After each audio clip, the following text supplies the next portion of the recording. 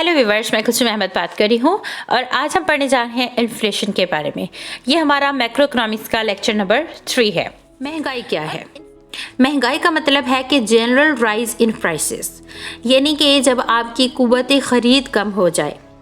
मतलब ये है कि जब too much money chasing too few goods का मसला आपको दरपेश हो, मीन्स बहुत सारे पैसे देते हो और उसके बदले में बहुत थोड़ी सी चीज़ें आप ख़रीद पाते हो। मिल्टन फ्राइडमैन जो एक अमेरिकन इकोनॉमिस्ट हैं, उन्होंने यही कहा था, too much money chasing too few goods causes prices to rise. अब इन्फ्लेशन है क्या?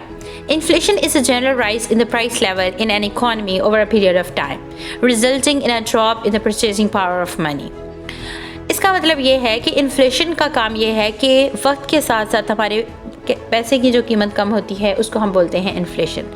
जैसे कि 1970 में आप $0.25 में कोई चीज़ ख़रीद रहे थे, लेकिन 1980 में वही चीज़ $0.45 में चली गई और 1990 में वही चीज़ $0.75 में चली गई और अब 2019 में वो चीज़ $1.59 में चली गई। तो इसका मतलब है कि 1970 में जो $0.25 रोल प्ले कर रहा था, 2019 में $1.59 वही रोल प्ले कर रहा है, यानी कि सेम चीज़ हमें इतनी ज़्यादा कीमत में अब वो रिसीव हो रही है। तो ये हो रहा है इन्फ्लेशन की वजह से। अब हम इन्फ्लेशन को कैसे डिस्क्राइब कर सकते हैं? हमारे पास 3 डिस्क्रिप्शंस हैं। एक होता है क्रीपिंग इन्फ्लेशन, एक होता है गैलोपिंग इन्फ्लेशन और एक होता है डिफ्लेशन। अब देखते हैं ये क्या चीज़ें। Creeping inflation is a condition where the inflation in a country increases slowly but continuously over a period of time, and the effect of inflation is noticed after a long period of time. For example, if the inflation is at the rate of 3%, it will take 33 years for the prices to double. इसका मतलब है कि creeping inflation Aahista Aahista महंगाई के असर को दिखाता है, लेकिन उसका महंगाई का अल्टीमेट जो असर हमें रिसीव होता है उसकी रिसीविंग में बहुत ज़्यादा टाइम लग जाता है। जैसे कि 3% जो इन्फ्लेशन था, 33 इयर्स के बाद उसने प्राइसेस को डबल किया, यानी कि उससे पहले प्राइसेस को एकदम से डबल नहीं कर पाया, तो इसको बोलेंगे क्रीपिंग इन्फ्लेशन। उसके बाद है galloping inflation. It is a type of inflation that occurs when the prices of goods and services increases at 2-digit or 3-digit rate per annum. Galloping inflation is also known as jumping inflation. In other words of Baumol and Blender, galloping inflation refers to an inflation that proceeds at an exceptionally high rate. तो galloping inflation mean big jumps के साथ, यानी कि आपको 2 digit inflation, जैसे 9 तक, 1 से लेकर 9 तक के जो डिजिट्स होते हैं उसको हम सिंगल डिजिट बोलते हैं। 10 2 डिजिट है, तो 2 डिजिट से लेकर 3 डिजिट तक भी जा सकता है इन्फ्लेशन। तो इतने हाई जंप्स जो होते हैं उसको हम बोलेंगे गैलोपिंग इन्फ्लेशन। अच्छा, अब हम देखने जा रहे हैं डिफ्लेशन के बारे में। In economics, deflation is a decrease in the general price level of goods and services. Deflation occurs when the inflation rate falls below 0%. Inflation reduces the value of currency over time, but sudden deflation increases it. इसका मतलब ये है कि deflation का मतलब है कीमतों का गिरना। डेफिनेटली जब कीमतें गिरती हैं तो एक तरफ हमारे पास कंज्यूमर है, एक तरफ हमारे पास प्रोड्यूसर है।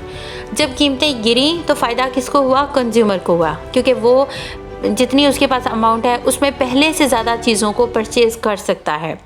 लेकिन कीमतों के गिरने का नुकसान किसको हुआ? प्रोड्यूसर को हुआ, बिकॉज़ उसने जो चीज़ बनाई थी वो बहुत सस्ते दामों मार्केट में सेल हो रही है। तो अगर रेट इतना ज़्यादा गिर जाएगा तो उसको नुकसान हो जाएगा, और जब आपको एक बार नुकसान होगा तो आप अगली बार प्रोडक्शन करने में आप घबराएंगे या पहले से कम करेंगे। तो इसका मतलब ये है कि कीमतों के गिरने का फ़ायदा कस्टमर को होता है और कीमतों के गिरने का नुकसान प्रोड्यूसर को होता है। तो कीमतें गिरती क्यों हैं? उसकी कोई भी रीज़न्स हो सकती हैं, यानी कि आप लोग उस चीज़ को डिसलाइक करना शुरू हो गया, आपको पसंद नहीं है, वो आउट ऑफ फैशन हो गई है, या उस चीज़ का अब यूज़ नहीं रहा, यानी कि कोई न्यू टेक्नोलॉजी आ गई तो पुरानी टेक्नोलॉजी हमारी ज़ाया हो जाती है, बिकॉज़ अब उसको लोग नहीं यूज़ करते। तो इस तरह से चीज़ों का गिरना होता है। Types of inflation. अब डिमांड पुल इन्फ्लेशन होता है, कॉस्ट पुश होता है और इम्पोर्टेड इन्फ्लेशन होता है। सबसे पहले हम देखेंगे कि डिमांड पुल इन्फ्लेशन क्या है। Demand pull inflation aggregate demand curve के शिफ्ट की वजह से होता है। यानी कि जब आपके जितने भी इकोनॉमिक एजेंट्स हैं वो सब ओवरऑल अपनी डिमांड को बढ़ा देते हैं, तो इस वजह से क्या होता है कि प्रोडक्ट्स को आप उतनी ज़्यादा तेज़ी से नहीं बढ़ा पाते, यानी कि एग्रीगेट डिमांड और एग्रीगेट सप्लाई के गैप की वजह से होता है। फिर होता है कॉस्ट पुश इन्फ्लेशन। जैसे कि आपको पता है कि quantity is the function of labour, capital, technology and natural resources, यानी कि ये जो है इनको हम बोलते हैं इनपुट्स। तो इनपुट्स की कीमतें जब बढ़ती हैं तो उसका अल्टीमेट रिजल्ट जो होता है वो आपकी आउटपुट की प्राइसेस पे पड़ता है। इसी तरह से हमारे पास आता है इम्पोर्टेड इन्फ्लेशन, यानी कि आप बाहर की दुनिया से जो चीज़ें अपने मुल्क में मंगवाते हैं अगर वो महंगी होंगी तो आपके मुल्क की कीमतों में भी इजाफा हो जाएगा। तो इसी तरह से अगर आप देखें कि 15% एनुअल इन्फ्लेशन रेट अगर आपने सोचा तो जो चीज़ आज $2 की है वो नेक्स्ट ईयर $2.3 में चली जाएगी। और इसी तरह से अगर आप 15% इन्फ्लेशन रेट को आप देखना चाह रहे हैं तो $10,000 की जो चीज़ है वो नेक्स्ट ईयर $11,500 में आ जाएगा। तो जब कीमतें गिरती, अब हम देखने जा रहे हैं कि किस तरह से डिमांड पुल इन्फ्लेशन होगा।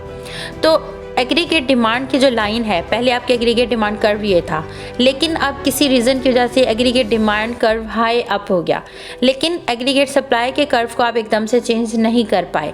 तो ये जो दोनों पॉइंट्स के दरमियान डिफरेंस है ये क्या है, आपका डिमांड पुल इन्फ्लेशन है, बिकॉज प्राइसेस आपकी इंक्रीज़ हो रही हैं, तो इस चीज़ को बोलेंगे डिमांड पुल इन्फ्लेशन। इसी तरह से आपका होता है कॉस्ट पुश इन्फ्लेशन।